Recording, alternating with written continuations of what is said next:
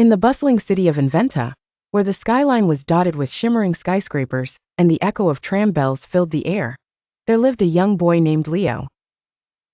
Leo was, by all accounts, an ordinary child with an ordinary life. He had a fondness for chocolate chip cookies and a curious way of questioning everything around him. But there was one exception: Leo was a genius. This story begins one rainy afternoon in October, when the clouds cloaked the sun and the cold breeze danced through the city streets. On this particular day, Leo sat by his bedroom window, a book on the great Albert Einstein laid open on his lap. Genius. The word leapt off the pages, catching his inquisitive mind. What does it mean to be a genius, Papa?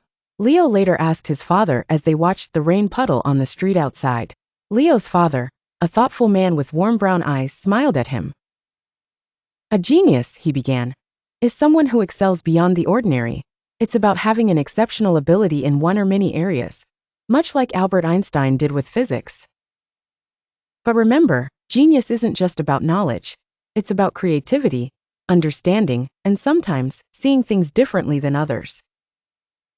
Curious as ever, Leo pondered his father's words. That night, as he drifted to sleep, his mind wandered to the realms of science and art, inventing worlds and visualizing equations. The following day at school, Leo's teacher, Mrs. Thompson, posed a challenge to the class. "Let's come up with a new way to solve this puzzle," she said as she displayed a complex jigsaw on her desk. The class buzzed with excitement, and many ideas flew across the room. But Leo sat silently, his eyes tracing the outline of the jigsaw pieces, thinking about what his father had said about genius. His classmates were trying familiar patterns, but none seemed to fit. Suddenly, Leo noticed something nobody else did. A small piece that looked as if it could connect two seemingly unrelated sections. Maybe, he thought, if I approach this differently. In a moment of inspiration, Leo rearranged a few pieces, turning them in a way the others hadn't yet tried. To everyone's amazement, the puzzle started coming together. His teacher clapped. "Brilliant thinking, Leo. This shows real genius at work." As the class erupted in applause, Leo blushed, but the word genius no longer felt foreign to him. It was something playful and approachable, something he realized lay in thinking creatively and bravely.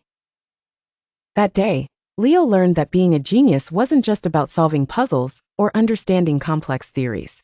It was about imagination, courage to think differently, and the ability to see the invisible connections in our world. And as the sun broke through the clouds later that afternoon, Leo knew that genius wasn't just in the Einstein books. It was within everyone willing to explore the unknown.